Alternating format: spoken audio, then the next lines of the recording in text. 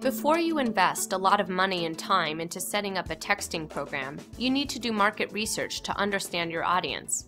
Does your audience like text messaging? How do they text today? Would they be interested in signing up for a texting program from your organization? Why or why not? You can't buy a list of cell phone numbers and text people without their permission. They have to agree to participate. This is called opting in. Getting people to opt in is a challenge, even when people are interested in the information. So even if you craft the best text messaging program with the most important messages, you need to think about how to best market to your audience to encourage as many people to opt in. Here at Public Health, Seattle and King County, we wanted to offer a program to text employees on their personal cell phones during emergencies. These emergencies could be situations such as clinic closures due to snowstorms, health and safety guidelines during disasters, or updates during crises. We conducted a survey of all employees to find out what they wanted from us. We found out that our employees had very strong opinions about getting text messages from work. Just one email asking people to give their opinion garnered 800 responses from our employees, which is a 50% response rate.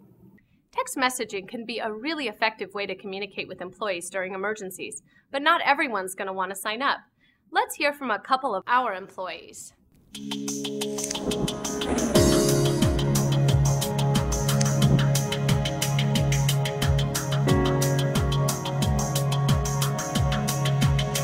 Emergency text messages? It's about time, finally. Everybody's texting now. We're in the modern age. No thanks. Checking my phone is just another thing to worry about. It gives me peace of mind to know that if something goes wrong, I'll get the information quickly. I want to get paid for my time spent on the phone. Are they going to pay for my texting bills? It's convenient, fast, and I don't have to check email on my computer. I don't want work to track me down on my personal phone. I need downtime without interruption.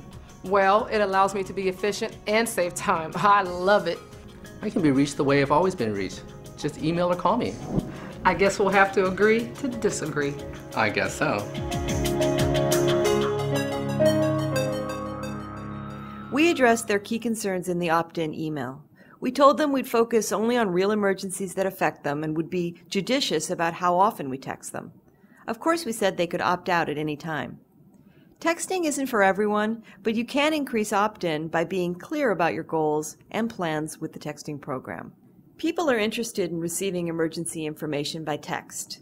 A random digit dial telephone survey of 400 texters in King County found that 83% of people said they would be likely to sign up for messages about emergencies. 46% said they'd like to sign up for messages about emergency preparedness. And a much smaller number, but still a substantial 26%, said they'd sign up for health tips from the health department. So while getting people to actually act on their interest by taking the time to opt in could be an additional challenge, in general, people are enthusiastic about the concept. You may want to reach people from different communities within your jurisdiction. Don't assume just because people share a particular ethnic or other type of commonality that they think the same way about text messaging. We can't assume that people are using this technology for the same reasons. We conducted in-depth interviews with over 100 people from several different communities, asking them what they liked about texting and why they used it. We used a type of audience research method called Q method. People rank order opinion statements according to how much they agree or disagree with the statement. The data are factor analyzed, and what results is groupings of people who think in similar ways about a topic. In this case, the topic was text messaging. We then give each group a name to help describe the texter type. Among Spanish speakers in King County who text, we found three main types. The fully embraced texter is very comfortable with texting and uses it for many functions. This type of texter messages friends and family daily and coworkers weekly and is very likely to sign up for text messages from the health department. The security texter uses text to stay connected with family that may be far away. Text messaging allows them to feel safe and secure in different situations, keep in touch with their families wherever they may be, and alert one another to potential dangers. The coordinator texter typically uses text to primarily coordinate their work and make plans. A typical coordinator texter does contract work and finds out about new jobs and schedules them using texting. Think about how you would use this information to develop and market your text messaging program. It'll probably be easiest to recruit the fully embraced texter to a public health texting program, since they like all aspects of text messaging. The security texter would likely be interested in getting texts to provide critical information to loved ones and to stay safe. But to reach the coordinator texter, you may want to emphasize how public health emergency information can help him figure out how emergencies might impact work schedules. Another community we interviewed are people who are deaf and hard of hearing. They tend to be early adopters of texting technology, and many rely on it for daily communication. So they are an ideal target audience for texting campaigns and programs. Our research with the deaf and hard of hearing community revealed several types of texters. We thought it would be great to hear from them about how they use text in a game called the Texting Game. Hi, everybody. Welcome to America's favorite game show, The Texting Game. Please welcome your host, me, Rodney Sherwood. Hey, everybody. Welcome to our show, where we make a match of dynamic demographics with purveyors of pivotal public practices. Hi-ho. Try and say that 5 times fast. This week, we tackle texting. Let's meet our participants. Texter number 1 likes to stay busy with volunteer work and rock climbing. Let's say hello to Convenience Texter. Texter number 2 enjoys swap meets and fantasy baseball. Let's have a big round of applause for Informational Texter. Texter number 3 plays volleyball and hosts a weekly supper club. Yummy! Let's meet Social Texter. And finally, he enjoys focus groups. He has your best interests at heart, and he loves keeping you informed. Big round of applause for Public Health Official. Hello, everyone. Gee, hi. Also, welcome our interpreter. So, Public Health, do you have a question for one of our texters? Yes, I do. Convenience Texter. What is important to you about texting? I like being able to get and send messages while doing something else. It's efficient, short, and to the point. Do you feel like texting is just a fad? Texting is the way we communicate now, so no, I don't think it's a fad. I think it's here to stay. Excellent. Informational Texter. What do you think about text messaging? I'm not someone to text all the time. I'd rather just meet in person. I don't text for conversation, but I do text to get or send information. What are some examples of when texting works for you? I text to let people know if I'm running late or to finalize plans. I also feel safer because I can text if I'm in a dangerous situation. Very interesting.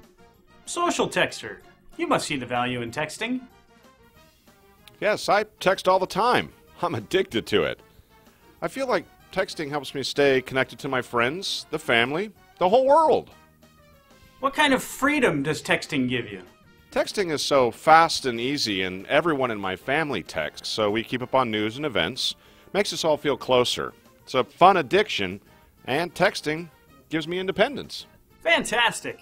What I'm getting from all of you is that you use texting to stay informed, whether that's with family, friends, or what's going on in your community. So, Public Health, how are you going to serve this gorgeously diverse group, huh?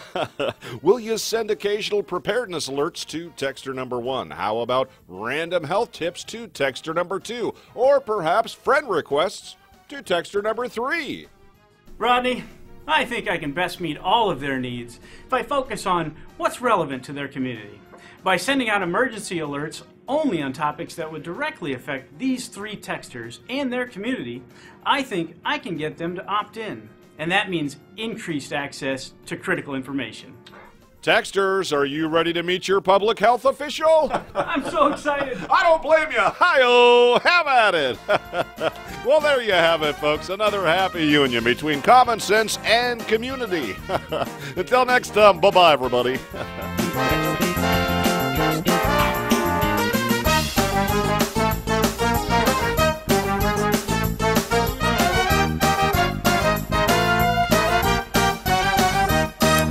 Uncovering all the various uses of text messaging is important for several reasons.